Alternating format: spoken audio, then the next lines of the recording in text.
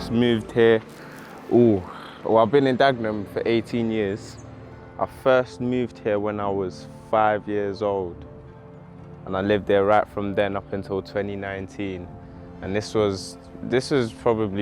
whole compound in general was probably my first time for doing most things. Do you know what I'm saying? First time playing football here was actually in this banjo. I'll be doing everything. Wembley, I'll be doing, it felt as big as Wembley when I was young as well, you know what I'm saying? So I used to play out with them, doing run-outs, jumping over different gardens. Yeah, many, many memories that I have from here. But a businessman has transpired from the upbringing of this, this location here. So the famous Parslows Park, which is also the home ground for Leisure United, where the event will be taking place. And as you can see from where I used to live, it's literally right across the road. So this was the park that I grew up in. My first team, Cobra FC, when I was just, I think, 12 years old, was in this park, Parslows Park. And you guys are gonna kind of get to see where I come from. When you first come here, when I first came here anyways, as I was growing up, this was the first place that I'd visit, riding my bike, etc. When my mum and dad would take me. Then this park here, oh my days, come through. I mean, this court's right here. This is where I met my football friends. This is where I started to realize, yeah, football, it's a little bit of me, because it got competitive in here.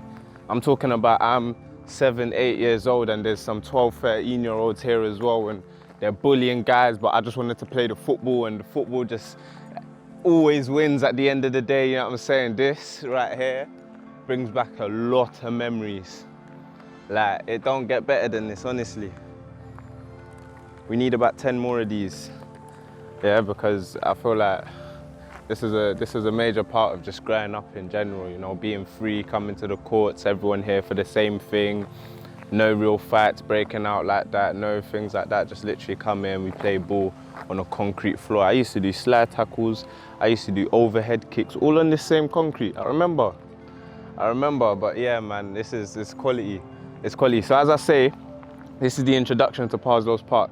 You come here, you graduate from here, then you make your way down to the football pitches, and I'm gonna show you where I first used to train with Cobra FC. They've covered so much land where this just used to be fields and fields and fields of fields are just green. This is the part of Parslows Park that was never here before, up until this year, actually, the beginning of this year. Leisure United, okay, where the opportunity will be taking place. This is exactly where my first team, Cobra, played. But obviously now Leisure United have been built on top of all of the memories that I had with Cobra FC. But come, it's time to make some new memories.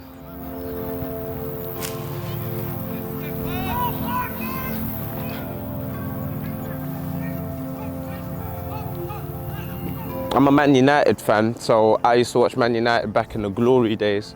And like the whole idea of just winning and continuously winning and having the best players, and that just intrigued me in football.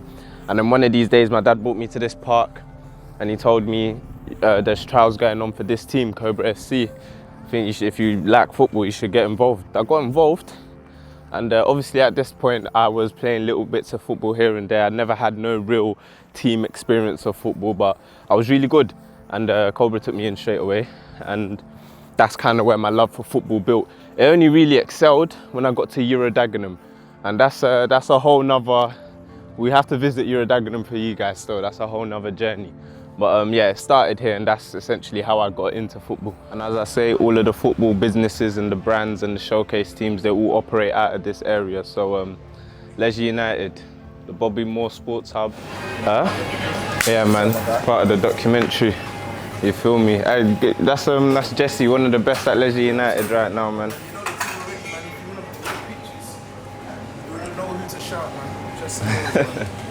You say, my boy, you good? So I'm just letting them know about the event that we got coming up, 26. Yeah, right here. So July, yeah. So next week, Friday. I might have to, definitely attend, I might even ball out as well. I might have to bring out the boots. Yeah, man. Doing it for the people, for the community, giving out more opportunities. So now we want to say thank you to Leisure United as well for hosting us, man. Come on, man. It's always a pleasure, man. Every single time, bro. What you saying, my guy? Telling me. You blessed, yeah? Yeah, man, you good? Yeah. It's mainly just giving them the opportunity to showcase themselves in front of scouts, you know. Lots of players probably in today's time would argue and say, you know, yeah, they play so much football, but they hardly ever get scouts watching them, or, you know, oh, they think they're so good, but, you know, they just don't know a scout and scouts don't watch them. We're actually providing a platform now where we're bringing all of the scouts, 20 plus, and you guys just have to bring yourselves. And if it's football that you say you want, show us how good you are. Do you know what I'm saying? So I think this opportunity and the importance of this opportunity is just allowing players to showcase themselves so that they can actually be seen by those professional eyes that could potentially further them in their career in football. So that's the aim anyway. The first thing that scouts look for in players is their attitude. So even before they've touched the ball, before they've warmed up, just their aura, their stature, how they operate, how they walk, how they move around, the confidence they speak with, everything, because then that all transpires onto the pitch, and then it becomes about, you know, how well you communicate with your teammates on the pitch. Then it becomes about all of the other things surrounding that and your mentality in general. So, you know, all scouts, we like to see a confident player. We like to see a player with good attitude that doesn't speak back or that doesn't moan when things don't go right. So that's definitely something that we can see by the eye. So we do definitely look out for these things in players. Other than that, obviously your talent comes in, your ball control, how well you keep the ball, how well you move the ball, what you choose to do with the ball, and just the basics and the simplicity of the game being shown through how you play. You don't want to give yourself any excuses on the day for whatever reason if you do not get selected or chosen to progress to the second stage. So I'd expect that you would treat your warm-up with that utmost respect and give yourself that warm-up in order to give yourself your best chance. You know what I'm saying? So, yeah, definitely important. If I could give all my players a tip to stand out to scouts on the day, it's just keep it basic, keep it simple. We enjoy the simple game of football. We enjoy it even more when the simple things are just executed, well, simply. Do you know what I'm saying? So, yeah, just keep the game simple. Don't overthink, don't overcomplicate it. Encourage your teammates. Be confident in yourself and your ability. Punch those passes, you know, make yourself look, feel and play like a professional footballer, you know, and yeah, you should be all right. You know, you've got to be the best version of yourself. You've got to eat, drink, live and sleep football. You've got to breathe football. The best players, I feel like they fully embrace that football is them. So they take football into everything that they do in life, and with that, that gives them a certain drive. It's a certain type of hunger that you have to have within you, in which just there's no telling you no. Do you know what I'm saying? If you fail, you're failing forward in order to allow yourself to push past any type of barriers that you put. I feel like in general, what just sets the successful players apart is that core hunger, that core belief that no matter what, I'm gonna become a footballer. I'm gonna do anything that I can do within my possible powers to become a footballer. Some key points or turning points in my career was probably getting injured. So obviously, you know, every footballer, they tell you the reason they never made it is because they got injured or their knee injury and etc. And people are inclined to believe them, but I genuinely broke one of my toes, so I couldn't walk for a bit. But I also see that as a blessing. It was a turning point in my career in terms of me playing football at 17 years old, getting injured via a broken toe. But it was also the birth of me as a coach, I would say. So getting injured, I forced myself to get more into coaching because I love football, you know what I mean? So I don't want to ever lose that love for football, lose doing anything within football. So the moment I got injured, I got into coaching. I ended up building my own team, then got into scouting, and I am where I am now.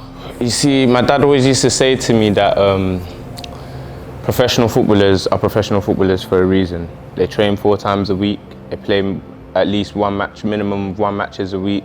So if you want to take their spot or take their position, you've got to be training equally to them, if not doing more. the reason I just say that is because my training days were quite hectic and over the top in terms of if I train on a Monday, I'm also training on Tuesday. I would train on Wednesday, and that could consist of gym, football work, technical work, matches, training sessions, group training sessions or private sessions. I did everything under the sun. So I made sure I stuck to intense training, frequent, consistent training, frequent matches, and just getting those type of minutes in my system. You're going to find this a lot now in men's football. There's going to be a lot more younger players getting their features in, the 16-year-olds, the 17-year-olds, the 18-year-olds. And that's because younger players are realizing that in today's time, and to fast track kind of their progress in the footballing industry, you've got to be playing men's football. So yeah, I guess that's what's going on here, and why we've got 3 16-year-olds playing against these men's. But in general, it's just good for their personal player development. You've got to remember, at the end of the day, I've still set myself this goal and I still need to go and achieve it. So all these little setbacks that I'm encountering, all these little knockbacks, it can't put me down, it can't stop me because I haven't achieved my goal yet. So yeah, you just got to keep on going and be resilient in that sense. Right now we're at Tilbury Football Club Stadium, the EMR Stadium, which is where Praise Ogboboy is playing for Romford FC. I'm guessing against Tilbury Town. It is men's football. Praise is 18 years old, so it's going to be very interesting to see him in this game. And as I say, very, very exciting player. So let's head in. So we're just going to make our way around to the dugouts area and yeah, hopefully wait to see Praise get on.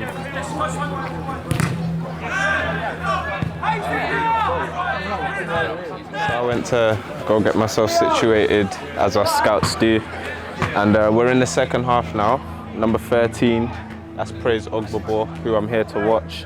So we keep an eye on him, making sure he's playing good football and see how he affects the game.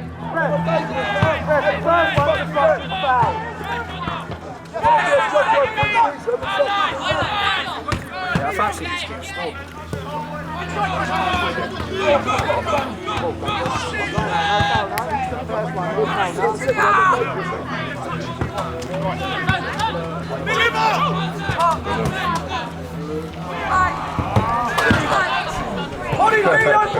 Come on now.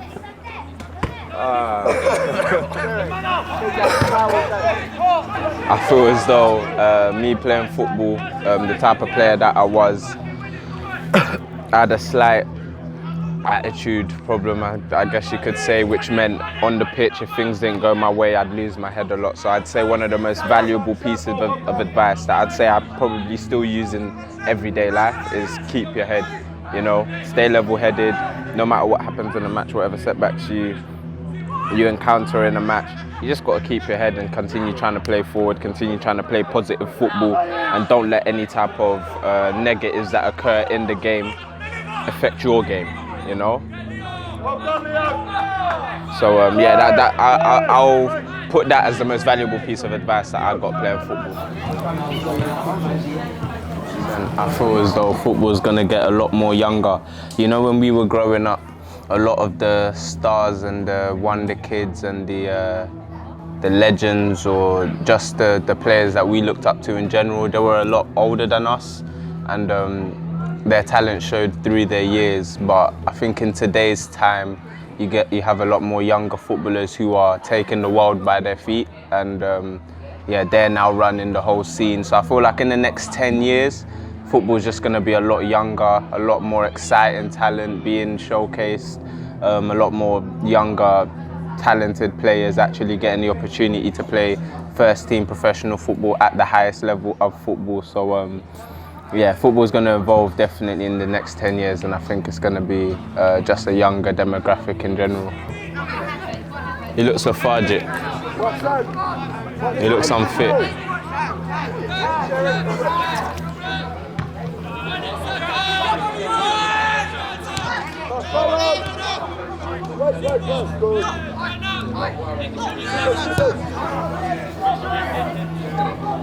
They're just overhitting it every time. In this game today, he hasn't shown his full talent. So if I'm an external scout and I'm coming in and this is the first time I'm ever seeing any of these players on the pitch, I wouldn't necessarily look at praise today because he hasn't been that effective. He's kept the ball fairly well. He's also lost the ball. He looks a bit lethargic in terms of physically and his fitness up and down the pitch. That could be because of the heat. It's died down a bit now, so hopefully his second half is a bit better. But yeah, in general though, with praise, he's a very, very good player, very exciting. As I say, he's 18 years old, both-footed. He's a winger. I feel as though his best position is in the 10, the cam role, because he has the license to be free with his movement. He has the license to get on the ball as much as possible and be that creative player that I definitely know that he is. But yeah, just today in general, he hasn't necessarily shown his full talent in that sense, but very, very good player.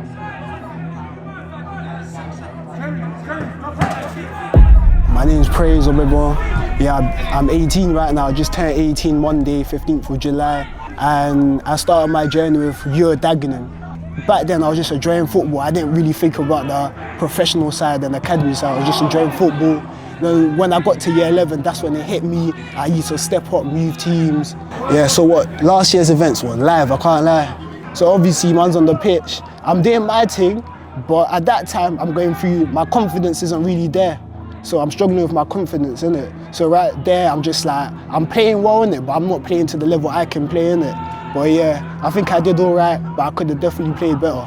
If I'm being honest, I don't really do much. I just kick ball, like my life is just ball. Like after this, I'm probably just gonna go bang ball again. Like I just kick ball, but yeah, because I kick ball, that's why I'm bare fit, innit?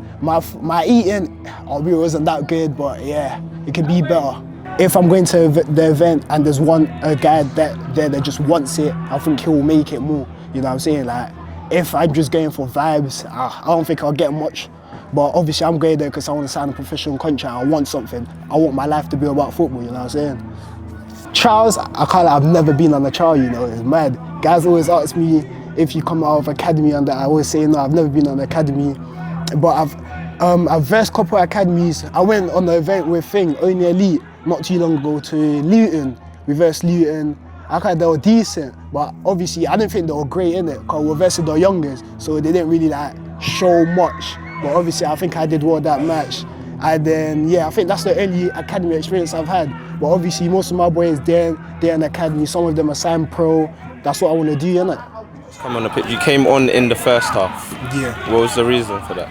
I was supposed to play second half, comes on second half, but the right winger he got injured. So it led for me to come on, yeah. Quite early. And in your words, how would you say you affected the game when you come on, if you did? I was able to be attacking. I was able to attack more because when I came on, we were able to get more up on the pitch and go up. You know what I'm saying? And creating more opportunities. Creating opportunities and that. Okay. Fitness-wise, where would you say you're at? If you were to look at your fitness on a scale of 0 to 100%, how fit would you say you are? Honestly, 65, 70. 65, 70? Yeah, 65, 70. Okay, shall I tell you one of the first things I noticed when I was watching? Yeah. You're running. You looked a bit heavier in terms of, you know when you're very, very fit, the way you can run and accelerate. You're a lean person anyway, so you're never going to be heavy like fat, but you seem heavy in terms of you've got personal weight. You like, how can I word this properly for you? You didn't look as light as you would look if you were 100% fit. So that affects your sharpness, which is the first thing that I seen. I also, when you did get on the ball, I didn't see a lot of what I know of you in terms of that confident ball control, that confident, etc., etc. Yeah, as I was saying, you did move the ball well, you passed the ball well, you had good first touches, etc., and you looked to play the ball forward. You also did lose the ball a few times. Getting back, you were also caught a few times. So to hear from you on how you thought you played, and then to kind of deliver to you how I thought you played, I would give it an almost average performance in terms of, and you know me, I'm only going to be honest with you so that you can better yourself. An almost average performance in terms of that high level, that professionalism, that sharpness that you're going to need to have in order to break these barriers and break these doors. I think I heard you say you don't train a lot, or like you just play football. It's more of an enjoying. I don't really like, you see how guys do drills and that. Yeah. I just play matches out there. And to be honest, that's gonna get you a lot better, a lot quicker. But I wouldn't say rule out those private training. I wouldn't say rule out those cone work and drill work and etc. because that's gonna increase the sharpness, the repetition of you doing that. Obviously, the repetition of you doing this as well is gonna help, but there's only going to be so many times in 1 week that you can repeat this. You know what I'm saying? As you say, you got a match today, you have a match tomorrow. Yeah. Did you have any other matches this week? Nah, this is only 2 matches I had so far. So am I right to assume you've only played football 2 out of 7 days in a week? Nah, I've had other sessions. You see them 7-a-side, 9-a-side. I go to them a lot. Okay, my advice I'd give you is get more into the private sessions, get more into the group training sessions. Keep doing this and keep this work rate up, because essentially over time that's just going to improve you and going to get you to that sharp level that you need. Because you did look, I was kind of, because it's my first time seeing you play in quite some time, so I was kind of like, oh, you seem slower, didn't seem as sharp. I don't know if you didn't seem as confident, but you weren't doing, don't lose the player that you are, what sells you. Because when you can do that on a pitch like this, that's what's going to sell you even more. And you got to remember, when you're playing non-league football, it's a it's a good route to go down in terms of to break in and get to the professional level through climbing up the step ladders. But you got to remember, there's so many alike players on this pitch. There's so many players. If you look at the back line, the moment you launch that ball forward, you become just like all the other centre backs in non-league. You know what I'm saying? You got to have that comfortability, that confidence, that different. Exactly, especially here. So that would be exactly what I'm looking for. To be honest, if I was to say a player that stands out here, it would be very, very difficult to pick one, but I would probably go with the number 20 striker. I think his name is David. Just the little things, and he ain't even been on the ball much, but you see the difference in what scouts actually look at. You know what I'm saying? I'll look at the touch, I'll look at the movement, I'll look at when he calls the ball, etc., etc. I'll look at how he reacts in moments where he could have lost his head, and I'll let that be a deciding factor for me on whether or not this player is good enough rather than anything else. So for you, I'll just say, kind of taking these pointers that I've given you, do more of the actual outside training work, and then you should see your career progress. Right now we are in Maysbrook Park, very, very famous park in Dagenham. The reason it's famous is because of Euro Dagenham. If you grew up in Dagenham, then you definitely know about Euro Dagenham.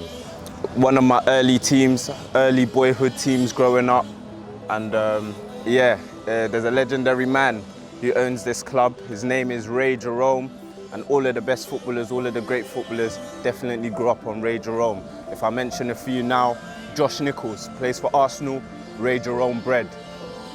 Blaise, West Ham, Ray Jerome. If we look at Divine Mukasa, he's now at Man City. He's done a very, very long spell at West Ham, Ray Jerome. So Ray Jerome has bred all of the top footballers in today's time. So we're gonna go over, check out Euro Dagenham. It's Sunday right now, so hopefully they are a Sunday league side, so hopefully there's some football going on. From what I see, maybe not too much, but we're gonna have a look at the grounds.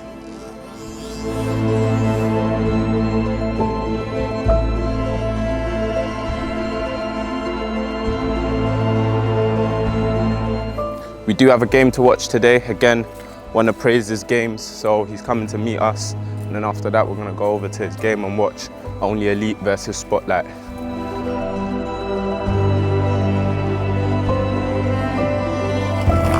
Honestly, I just want the banner to tell the story for itself.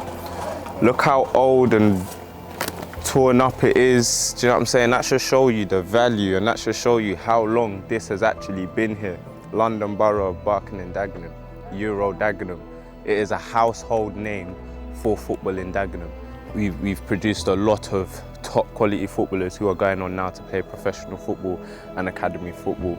And the reason I believe that is because when I was playing under Ray Jerome, he was definitely the first person who taught me the simplicity of the game and how football should be played. Very, very simple, very basic. And anytime you try to do something extravagant, or he would always let you be you. And if you were that creative, talented player and you could show that on the pitch, but also do the simple things, he would 100% let that be you, because he had some favourites within our age group. Carlos being one, and other players, etc., because they had that talent to show and they could do it, and as well as playing a simple game. But yeah, anytime you try to do something extravagant and you didn't have it in you, he'd let you know to just play simple, and he'd let you know in the harshest ways, but in the ways in which he knows you'll be able to learn and you'll be able to move forward. I'm not gonna lie to you, being coached under Ray was not easy. You had to be tough inside. If you got your feelings hurt a little bit too easily, then you were sent to the side, like, don't come back, do you know what I'm saying, type of thing, because football's brutal, it's ruthless, and you have to be able to take that sometimes, and that's what I grew up on. And I feel like that could be missing in today's game with the younger generation, because coaches are too nice now, or parents don't want their children's feelings to be hurt. But realistically, they need to hear it hard. And I'm glad I grew up like that. And I'm glad that I'm a coach now and I'm a scout now, because every player that's under me, they're going to get that treatment. And I'm letting you guys know, because that's what produces the best. All right, so we're here at the location of Praise Ogbogbo's game with Only Elite against Spotlight FC, and I've just seen Redbridge turn up as well, so yeah, it should be I think they've got a little 3-way or 4-way tournament going on here. So yeah, we're going to be here obviously to scout talent, but also to keep a very close eye on Praise within his age group, see how well he's doing, and see how he looks.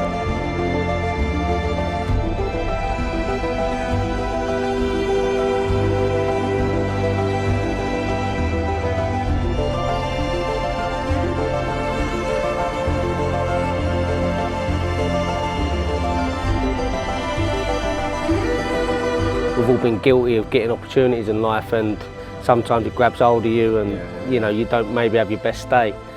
But as long as you're going around playing and knowing that you left there and done as best you can on the day, I think that's the most important thing, and that's all I try and say to Teddy. Listen, just come away from there. Doesn't always work out, but you know, you've trained for this. This is what you've been training for.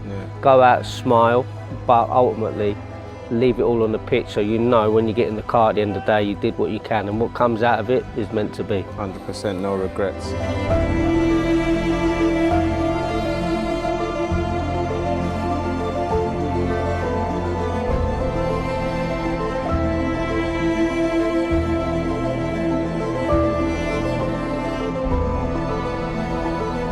Train how you play. If you train well, then it doesn't matter who's watching you, because it's just another game, it's just another routine. So it's just like exams. You know, at the moment, people are going through a change where they're not used to doing exams. It's pressure, it's this, it's that. But actually, if you get used to that, it just becomes normal. You normalise it, and therefore you can then be in the moment, be present, and focus on what the things that you want to do and want to excel at. So for me, it's less about, you know, paying attention to who's watching you and focusing on the game that you're there to play. Yeah, I think Showcase Football gives people a platform, because a lot of boys can't really, you know, play at the high level grassroots teams or grassroots leagues to where all the scouts go, because sometimes they have like financial difficulties and whatnot, and a lot of clubs and a lot of like high quality football experiences now are very expensive. Like for a elite grassroots team, it's not uncommon to be charging or be having to pay like what, 1,000, 1,200 sometimes to play good football or to have some good, decent experience. But there's so many ballers out there that can't afford that. That I think Showcase is just cheaper option. It just gives them a platform, like, oh, you know, just turn up to a game, play against an academy, whatever, but for a cheaper cost or even for free. So yeah, it's good. It gives people exposure, and 100%. That's what you need, innit? So from what I'd seen from you in today's game, I'd kind of say similar things to what you're saying. The first half was more very, very simple, getting to feel your teammates, etc., moving the ball around, keeping the game simple. Liked it. Second half, again, you expressed yourself. You started to step up more, started to attack more, make those runs, receive that ball from your teammates. I think at other times your teammates could have helped you a little bit, but you kept the ball very, very well, as you do, as I told you that I know that you can do. But my only thing with you is I don't want to see you do that here with this age group if you can't also do that with the men's team. Obviously, two different positions you played from yesterday to today, but in that kind of like physicality-wise and your comfortability-wise, you looked a lot more comfortable today. than you did yesterday, which is normal, you would. But in order for me to see you as that player, I need to see that same comfortability, that same, when I just wanted to play it simple, so I did. That same when I wanted to attack, I did. You know what I'm saying? When I got on the ball here, I created attacking threats here. And I think that's gonna come,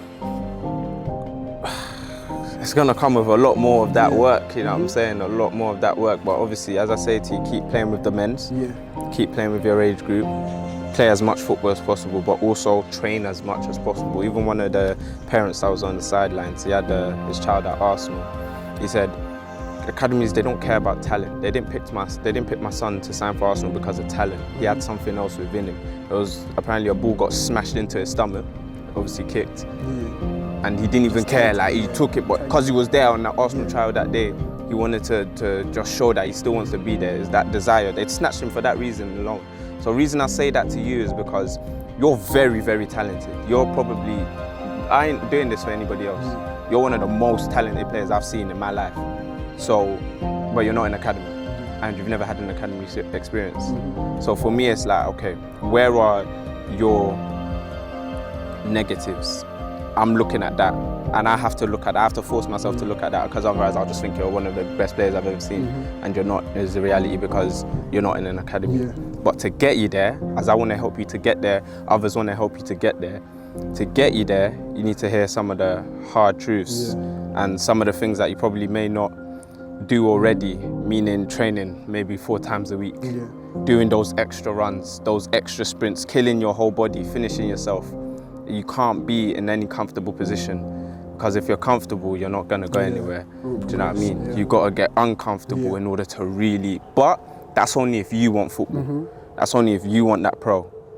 That's only if you want to get there. Because if you do, you're 18 already, there's still time for you. We can still help you. If you don't, continue enjoying football and loving football the way, because it's not a crime to love football and enjoy football.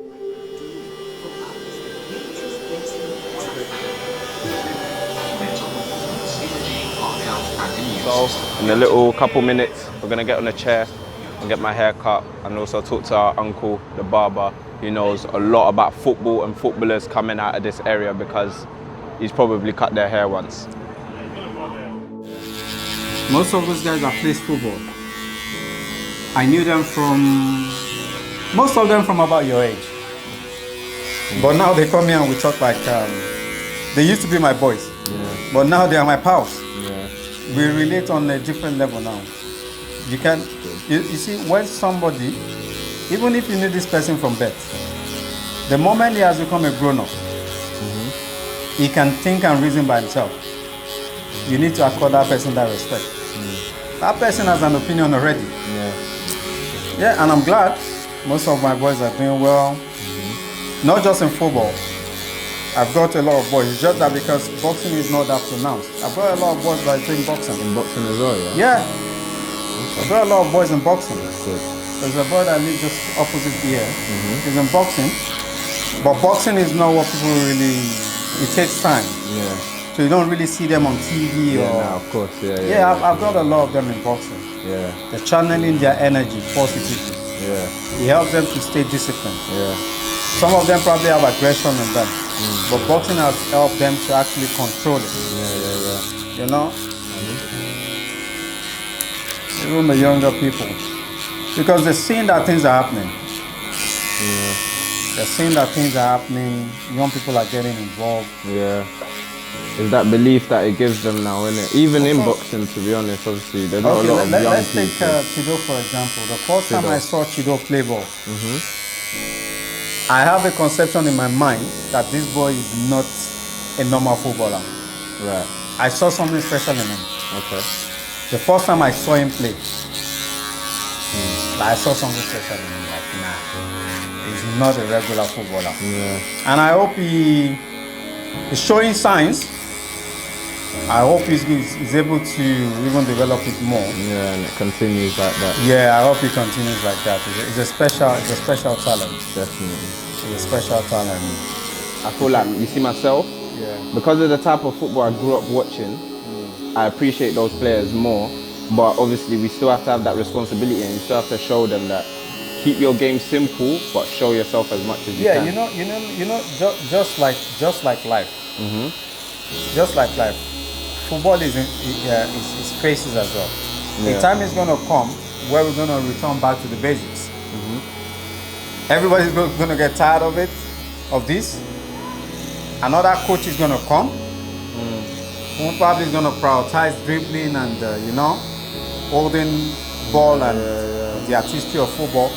He becomes successful at it, and every other coach wants to do the same again. Wow. It's a phase. They said football started in the fourth World Cup was in 1930, so football started way before that.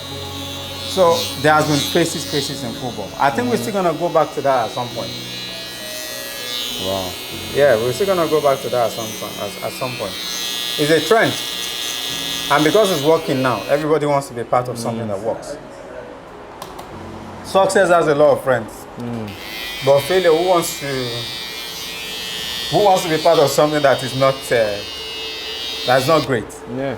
Yeah.